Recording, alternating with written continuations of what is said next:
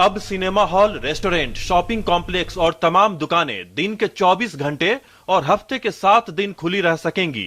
केंद्रीय कैबिनेट की बुधवार को हुई बैठक में model shops and establishment act को मंजूरी दे दी गई। मॉल्स 7 दिन सप्ताह में चलते हैं और उनके कोई वर्किंग आवर्स नहीं होते, देर तक चलते हैं। ये जो छोटी दुकानें हैं, विशेष रूप से जिनमें 10 से ज्यादा कर्मचारी हैं,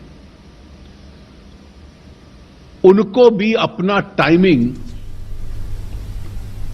और कितने दिन काम करना है उसको रेगुलेट करने की अनुमति दी जाए। सर, भारत सरकार ने 24 घंटे 7 दिन दुकानें खोलने का रास्ता साफ कर दिया है।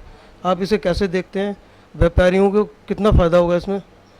देखिए, व्यापारियों को तो फायदा होगा, क्योंकि ये नियम केवल दिल्ली के लिए नहीं है, ये पूरे भारतवर्ष के लिए है। और पूरे भारतवर्ष में जितने भी राज्य हैं, हर राज्य के जो बाजार हैं उनकी अलग अलग स्थितियाँ हैं।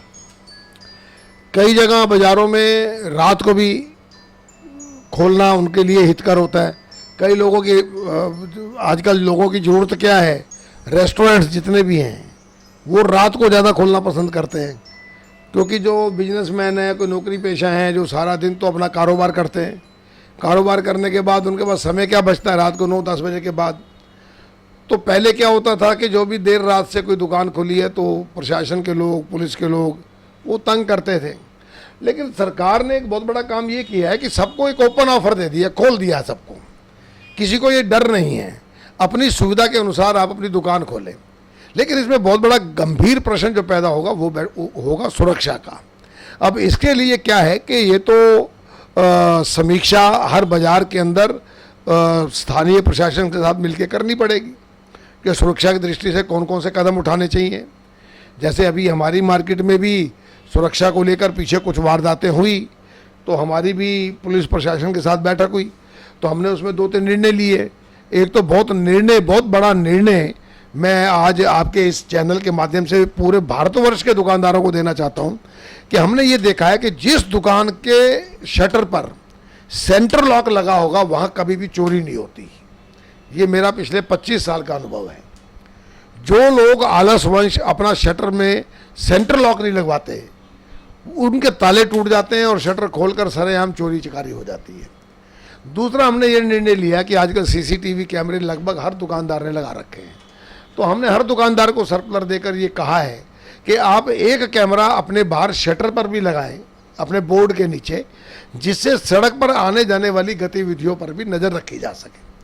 क्योंकि कई दफ़ा वारदात हो जाती है तो आइडेंटिफाई नहीं हो पाता कि भाई ये वारदात किसने की। अगर हम बड़े ध्यान से वो फुटेज देख लेंगे तो उसमें कुछ ना कुछ ऐसे चेहरे अपरिचित दिखाई पड़ सकते हैं कि भाई ये लोग हो सकते हैं। तो एक सूत्र मिलता है प्रशासन को कि वो उनकी इन्वेस्टिगेशन करके किसी ना किसी नतीजे पे पहुंच सकती है। पुलिस से आप पूरा भरोसा रखते हैं कि पुलिस एक दिल्ली में एक सुरक्षा का माहौल दे पाएगी? देखिए, भरोसा करना तो हमारी मजबूरी है जी। अगर पुलिस पे भरोसा नहीं करेंगे तो किस पे करेंगे? और हर प्रशासन के अंदर देखिए हर प्रकार के ऑफिसर हैं, बड़े जाबाज ऑफिसर भी हैं, दब्बू भी हैं, भ्रष्ट भी हैं, पर लेकिन हम नेगेटिव ना सोचकर पॉजिटिव सोच के चले कि आखिर दिल्ली पुलिस हमारी सुरक्षा के लिए बैठी है, डर तो है ना। एक इसमें और प्रावधान किया गया है कि रात को भी महिलाओं को देर समय तक काम करने की अनुमति होगी, जिससे कि महिलाओं के लिए रोजगार के जो अवसर कम हो रहे थे, जिसको हम कानून की भाषा में कहते हैं इट्स अ प्रोटेक्टिव डिस्क्रिमिनेशन, मतलब उनको प्रोटेक्ट करना, लेकिन वो डिस्क्रिमिनेट हो जाती थी, भेदभाव हो जाता था, रोजगार के अवसर कम हो जाते थे। लेकिन उस पर कई कंडीशंस, वहां पे क्रेश होगा, वहां पर सुरक्षा के इंतजाम होंगे, जो देर समय तक काम करेंगी, एक समय के बाद ट्रांसपोर्टेशन की व्यवस्था करनी पड़ेगी। ये सारी आवश्यकताएं उसमें कंडीशंस प्रिस्क्राइब दी गई हैं। सर, भारत सरकार ने एक कानून पास किया है जिसमें 24 घंटे 7 दिन दुकानें खुल सकती हैं। आप इसे कैसे देखते हैं? इसमें दुकानदारों का कितना फायदा और कितना नुकसान है? दुकानदारों का क्या फायदा होना है?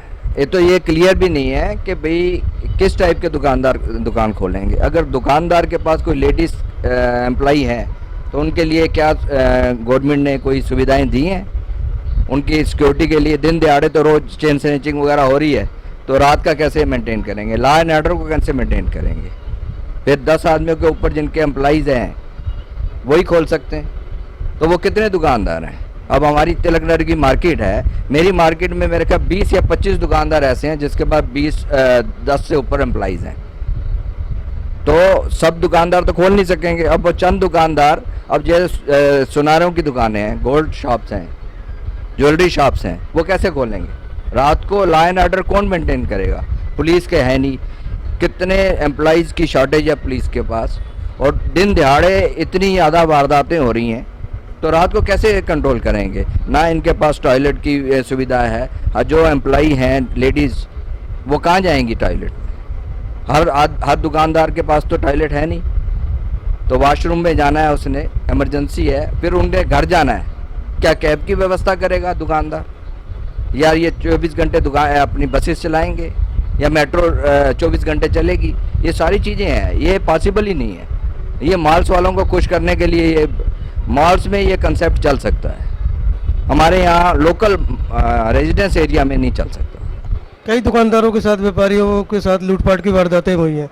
जब दिन में लोग लुट जाते हैं तो क्या रात को आप सुरक्षा की दृष्टि से इसे ठीक मानते हैं? वही मैं कह रहा हूँ, इनको तो पुलिस वाले, होम मिनिस्ट्री कैसे परमिशन दे रही है ये हमें समझ नहीं आ रही। शीला दीक्षित जी ने, जो सीएम थी, उन्होंने 24 घंटे के लिए शॉप्स के लिए कहा था, लेकिन हमारे जो बस्सी साहब थे, कमिश्नर ऑफ पुलिस, उन्होंने मना कर दिया था कि मैं लॉ एंड ऑर्डर को मेंटेन नहीं कर सकता रात को। तो ये सारी बातें इनको सोच समझ के, अभी तो इनकी प्रपोजल है, पर इम्प्लीमेंट मुझे नहीं लगता ये इम्प्लीमेंट होगी। क्या इससे रोजगार के अवसर निकलेंगे? क्या लोगों का एम्प्लॉयमेंट बढ़ेगा? कुछ नहीं, रोजगार आजकल तो कस्टमर ही नहीं है।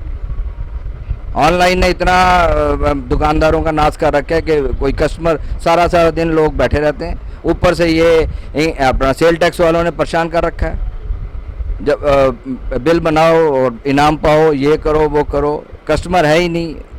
दिल्ली सरकार परेशान कर रही है, ऊपर सेंट्रल सरकार परेशान कर रही है, हर तरीके से दुकानदार पिस रहा है। और 24 घंटे खोलने का तो मतलब ही नहीं।